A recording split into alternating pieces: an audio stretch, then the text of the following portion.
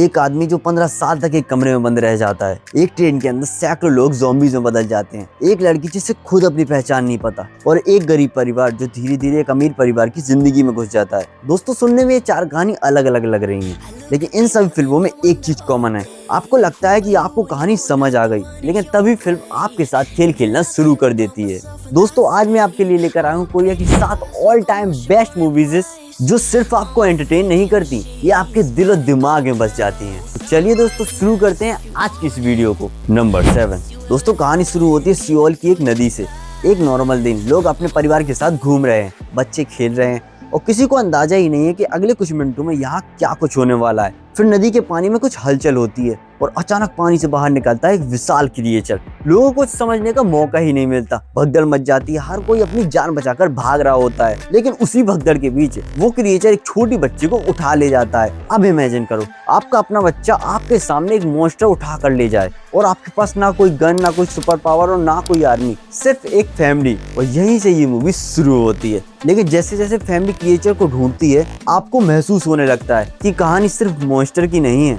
ये मूवी डर के साथ साथ इंसानों की स्टूपिडिटी, गवर्नमेंट की फेलियर्स और फैमिली के इमोशनल बॉन्ड को भी अच्छी तरीके से दिखाती है। तो इस मूवी का नाम है दोस्तों द होस्ट, जिसकी IMDb रेटिंग है 7.1 आउट ऑफ 10। ये आपको हिंदी डब में मिल जाएगी, लेकिन इस मूवी को देखने के लिए आपको इंटरनेट की शक्तियों का इस्तेमाल करना पड़ेगा। Number 6, year 2092। लोग स्पेस में रह रहे हैं और कुछ लोग वो स्पेस में फ्लोटिंग डेविड्स और कचरा इकट्ठा करके पैसे कमाते हैं। तो उनमें से कुछ बेहद अनयूजुअल लोग हैं जो मुश्किल से अपनी जिंदगी चला रहे हैं। लेकिन एक दिन उन्हें स्पेस में एक छोटी बच्ची मिलती है। पहली नजर में वो बिल्कुल इनोसेंट लगती है, लेकिन फिर उन्हें पता चलता है कि ये बच्ची सिर्फ एक नॉर्मल बच्ची नहीं है। और जैसे ही उसकी असली पहचान सामने आने लगती है, कुछ बेहद पावरफुल लोग उसके पीछे पड़ जाते हैं। अब इन लोगों के सामने 2 रास्ते हैं, पैसे के लिए उसे छोड़ दो या फिर उसकी जान बचाने के लिए पूरी दुनिया के खिलाफ लड़ जाएं। तो दोस्तों, इस मूवी का नाम है स्पेस स्वीपर्स, जिसकी IMDb रेटिंग है 6.5 आउट ऑफ 10, जो आपको नेटफ्लिक्स पर हिंदी डब में मिल जाएगी। नंबर 5 की मूवी, भाई साहब, एक लड़की जिसकी जिंदगी बिल्कुल नॉर्मल है, जो अपने परिवार के साथ रहती है, अपनी जिंदगी जीती है और उसके पास्ट के बारे में उसे कुछ ज्यादा याद नहीं है। लेकिन एक दिन कुछ अजनबी लोग उसकी जिंदगी में वापस आते हैं और वो उससे ऐसी बातें करने लगते हैं जिससे सुनकर वो लड़की खुद कंफ्यूज हो जाती है। तुम मेरे बारे में इतना सब कुछ कैसे जानते हो?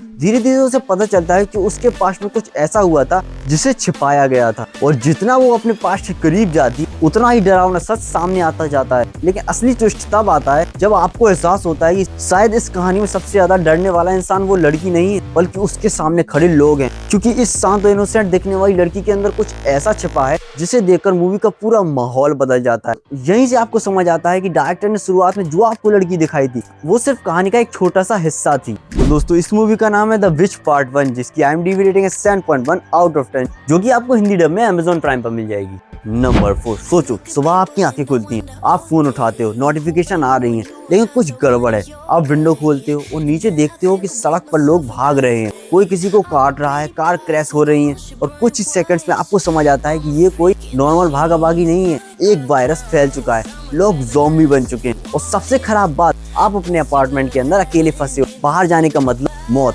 अंदर रहने का मतलब धीरे धीरे भूख और अकेलेपन से टूटना। फोन की बैटरी कम हो रही है, खाना खत्म हो रहा है और मदद करने वाला कोई नहीं। फिर एक दिन उसे सामने वाली बिल्डिंग में एक लड़की दिखाई देती है और पहली बार उसे महसूस होता है शायद मैं अकेला नहीं हूँ। अब दोनों एक दूसरे को देखते हैं, लेकिन उनके बीच सिर्फ एक सड़क नहीं है, उनके बीच एक पूरा ज़ॉम्बी एपोकलिप्स है। तो यही चीज इस मूवी को एक सिंपल ज़ॉम्बी मूवी से ज्यादा एंगेजिंग बनाती है। तो दोस्तों, इस मूवी का नाम है अलाइव, जिसकी IMDb रेटिंग है 6.3 आउट ऑफ 10, जो आपको हिंदी डब में नेटफ्लिक्स पर मिल जाएगी।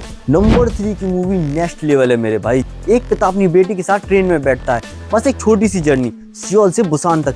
लेकिन ट्रेन चलने के कुछ देर बाद एक लड़की लड़खड़ाते हुए ट्रेन में आती है। उसके शरीर पर चोट के निशान। लोग उसे देखते हैं लेकिन कोई ज्यादा ध्यान नहीं देते। फिर वो लड़की अचानक हमला कर देती है, एक पैसेंजर इन्फेक्टेड हो जाता है। कुछ पल बाद वो एक ज़ॉम्बी बन जाता है, फिर दूसरा, फिर तीसरा, और देखते ही देखते पूरी ट्रेन में ज़ॉम्बीज का राज हो जाता है। लेकिन ट्रेन चल रही है, आप उतर नहीं सकते, आप बाहर भी नहीं जा सकते, आपको सिर्फ आगे बढ़ना है, एक कंपार्टमेंट से दूसरे कंपार्टमेंट में। लेकिन हर कंपार्टमेंट में शायद मौत आपका इंतजार कर रही है। दोस्तों, ये मूवी आपको डराती है, इमोशनल करती है और आखिर में आपको अंदर से तोड़ देती है। तो इस मूवी का नाम है ट्रेन टू बुसान, जिसकी IMDb रेटिंग है 7.6 आउट ऑफ 10, जो आपको हिंदी डब में Amazon प्राइम पर मिल जाएगी। नंबर 2 की मूवी को देखने के बाद मेरे दिमाग ने कुछ देर के लिए काम करना बंद कर दिया था।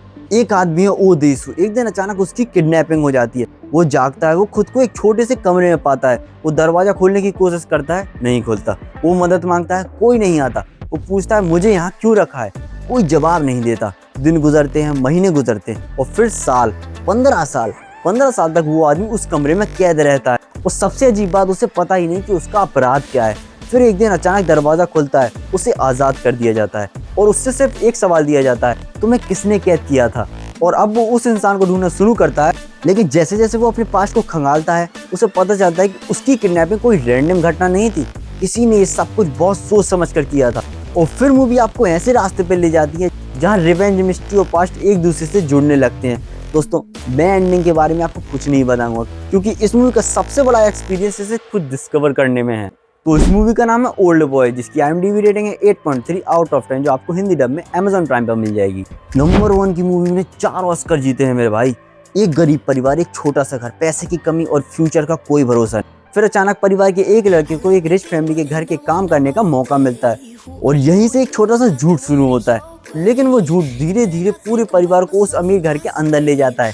एक मेंबर, फिर दूसरा, फिर तीसरा, फिर आखिर में पूरा परिवार उस घर की जिंदगी का हिस्सा बन जाता है। अब सोचो, आपको एक ऐसी जिंदगी मिल जाए जिसके बारे में आपने कभी सपने भी नहीं सोचा था। लग्जरी, पैसा, बड़ा घर, सब सुविधाएं और सब कुछ परफेक्ट। लेकिन उस घर में एक ऐसी चीज है जिसके बारे में उस परिवार को कुछ भी पता नहीं है।